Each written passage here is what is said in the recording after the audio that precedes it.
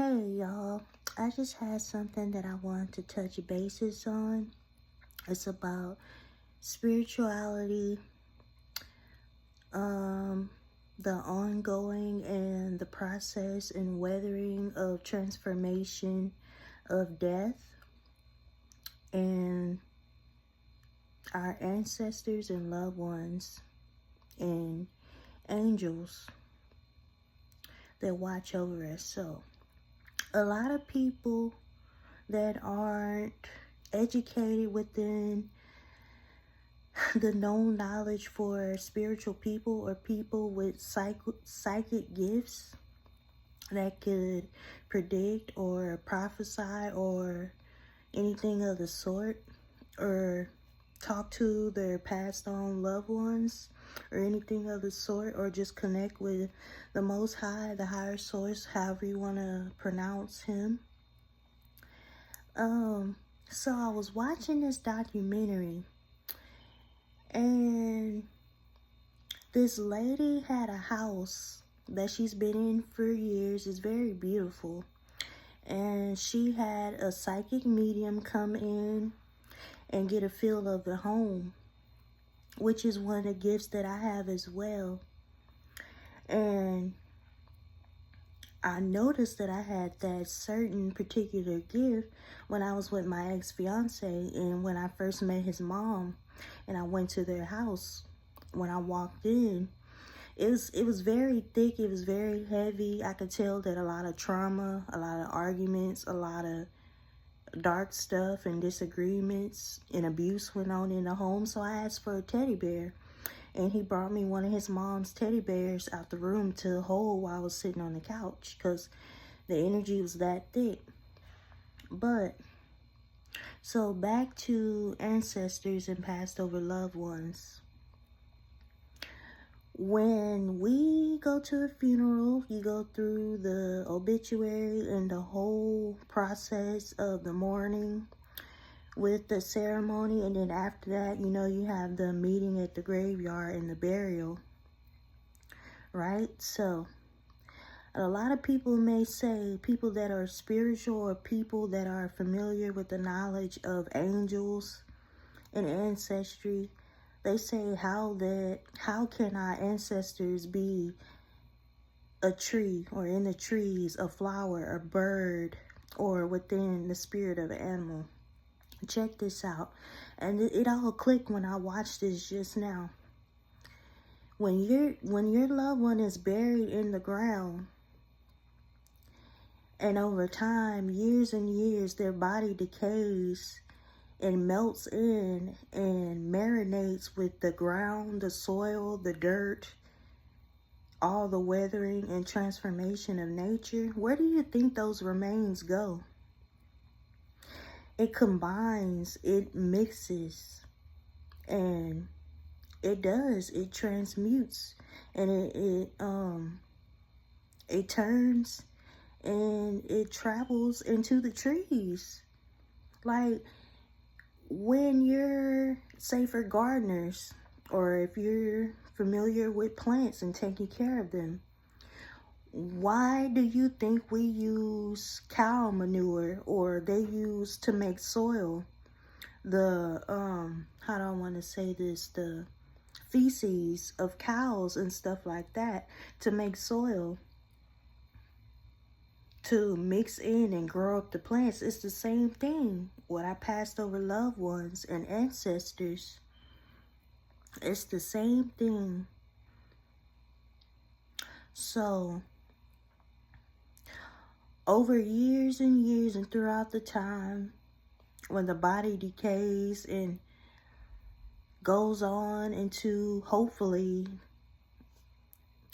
the higher realm upstairs with God, and hopefully you were respectful and kind and as loving and thoughtful as you can be to this person before they departed you and you buried them to go home. Because if not, that's where paranormal activity comes from. That's where disturbance of peace, darkness, dark spirits come from. I highly believe that it's true. If you do not make good terms or touch good bases with your loved one before the time of their passing, life is not gonna be comfortable for you. And for me and a lot of other people, I know when my ancestors be here, especially my great aunt, my Aunt Nellin, my Meemaw that I always talk about, especially my Aunt Nellin said, boy, they be tearing people up. And I'm gonna tell y'all how I know that they be here and how you can look for signs to see if they're around or your angels and loved ones, and my mom. So my Aunt Nellin has this strong, distinctive perfume that she will wear. I smell that all the time. All the time in certain places. My Meemaw. Sometimes I feel like her. Sometimes my face will change and I look like her. Which is kind of creepy, but I think it's cool. What else? My mom. She used to wear a signature perfume too called White Diamonds. Smell that all the time. I used to get creeped out. Or if you just feel the urge to cry out of nowhere, they're there. They're here with you.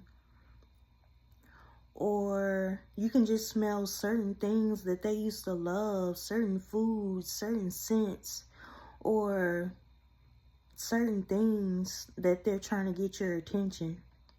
And said lately, all the people that's trying to come up against me said they be getting toe up. No, you're not going to see them like physically. Some people probably can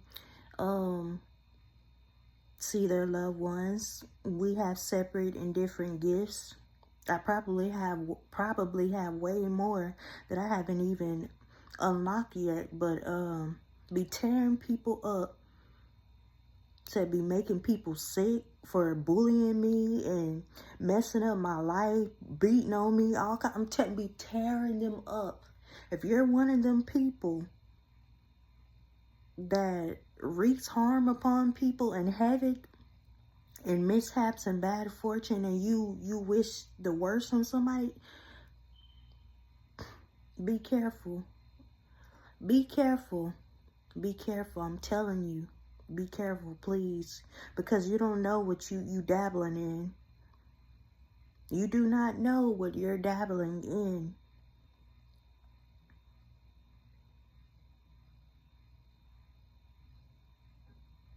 You do not know. And I know my Meemaw is here with me like probably 24/7 because her strength was impeccable. And especially into being a elder lady before she passed over. My great aunt, I think she lived to be about like 84, 85, my Meemaw. I can't really remember, but she was up in age as well. And she passed right after my mom got married. And it's like a law that the daughter's not supposed to outlive the mom, or the mom is not supposed to outlive the daughter. So after my dad murdered my mom, of course, it was crazy, like a domino effect. She ended up passing. She had heart problems and a couple of other things, but mainly heart illness, heart problems, like acid reflux and stuff like that. I remember the medicine she would take, Nexium. And sometimes I deal with heartburn and stuff like that, which is another reason why I know her spirit was passed down to me. That's why I try to be as healthy as can be. And to disregard that family history. That's why when you go to the doctor, you fill out the forms. They ask you your family history, any illnesses and stuff like that, so they can know. But I know she always hear my Meemaw, because her strength, the stuff that woman used to do, man, I would say I would call my Meemaw Superwoman. It's like when you see the little arts or paintings with the little Buddha or The lady and the man with multiple arms. Boy, my Mima, she couldn't sit down. She couldn't sit down. She did hair. She cooked. She was a strong, loving woman of God. She taught me things. She taught me how to write in cursive. She made clothes. She sold dresses. All kind of stuff. What else? Both of them and my Aunt Nellen, but it's like, as a kid, I used to look at them as like superhuman, like superwoman. Like they had multiple arms, and that's kind of, I'm not trying to like be arrogant, but that's how I feel. Like I'm always doing a lot of stuff all at once. I don't know if my Mimo might have ADHD. She may have. I know I do slightly, but I call it a superpower. I'll be doing stuff with my energy. And some people may think I'm weird or special. I'm not special. I'm just different. On a different spectrum. But and everything has to be in order for me. Everything has to be like lined up and neat, or it'll bother me, or I get like irritated or anxious. But and I always have to have headphones on. Like I love music. I love all genres of music. And but yeah, I probably could play the piano if they wouldn't have. My mom, it was my mom's piano when my mom passed, and my Mimo, they left me a grand piano that somebody broke into the home that was also supposed to be left to one of us after my Mimo passed. It was a big, huge, beautiful country home. It had rooms added on it and everything. But it got behind in taxes. A lot of stuff happened in the family, a lot of drama, so couldn't get to it. I would have took care of the house. God knows I would have taken care of it. But I was left a grand piano. And if I would have still had that piano to this day, is as much as I be doing stuff with my fingers, like, or just like creative, I probably could play the piano, or I probably could play an instrument if I wanted, or if I chose to. But yeah, that's why I feel like it's important for people to learn their ancestry, their history of their grandparents and loved ones and parents and stuff like that. What's all in your DNA? What's your heritage? I know that I am African American, I'm Native American, Cherokee, Indian, Cherokee tribe. So those are my both ethnicities, Indian and African American.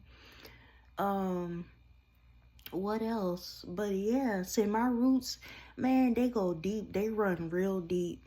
But I know my Mimo, her spirit is always in me. I used to look at her like, woman, ain't you tired? Sit down, please. Like, she used to scare me as hard as she would work. Like, sit down, please. And even like when I went through abuse, or like say how I got this scar, or my busted lip from my brother years ago, when I recover from a wound or from a illness, I only be sick for like 2 or 1 day. Or if it's a scar, I know how to like patch scars and like stitch them back together. I know how to do that as well. I have like an older video on here if you want to go look, like years back, how I stitched together my skin back with super glue and stuff. A bunch of stuff. And my Mimo was a naval nurse. That's how she met my grandpa, my pops. So, but yeah, a very colorful palette in my ancestry. But yeah. But yeah, like I was saying, when I get sick, it don't take me no time to recover. I be looking like, what am I? Like, I'm telling you, it don't matter how big the wound is. Give me like a day or 2 days, it'll be gone. You'll never know it's there. Or it will heal perfectly. But I just want to talk about that. No, you're not dumb if you're just discovering your gifts and you're learning about spirituality and stuff like that. Yeah, people gonna hate, they gonna talk crap about you, say you special or you need to be in a loony bin. It's because they need to be in some type of ward because they lack the knowledge. They're envious, so they want to sit up there and you know, talk trash because they lack the knowledge, which makes them a dummy. But yeah, you're very smart, you matter, and I recommend that everybody should look into their ancestry and just learn about themselves. And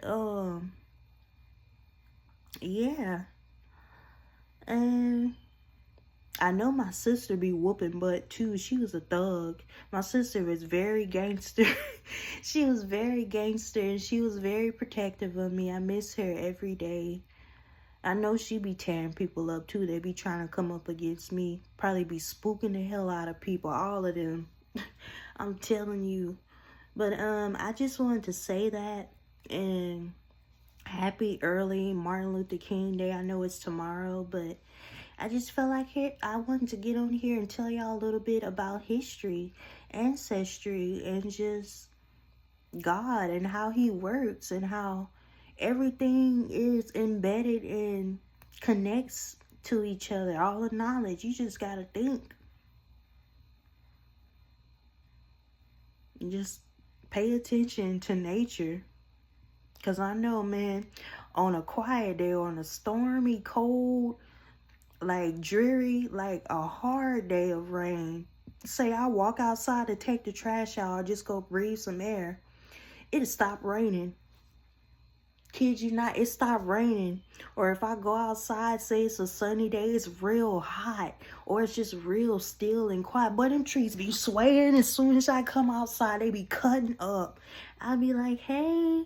And sometimes I tear up because I think about my mom and my grandparents and sister and all that stuff. I'm telling you, man, if you try to connect with God, be the best you can be, he will do some stuff for you. I'm telling you, them trees be cutting up. I be like, dang, that's quite a way to show a welcome. But like, just pay attention. Pay attention, man. Do y'all history and y'all research. Sending love, peace, and light and knowledge.